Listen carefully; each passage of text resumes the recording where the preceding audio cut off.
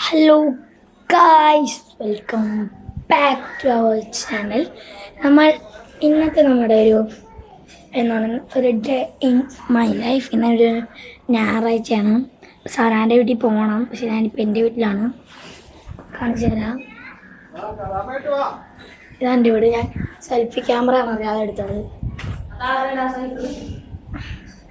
ഇതൊക്കെ എൻ്റെ കിട്ടിയ ട്രോഫിയാണ്. ഇതെൻ്റെ ഉമ്മയാണ്. ഉമ്മയ്ക്ക് ഇഷ്ടമല്ല ഇങ്ങനെ വീഡിയോ നടക്കുന്നത്.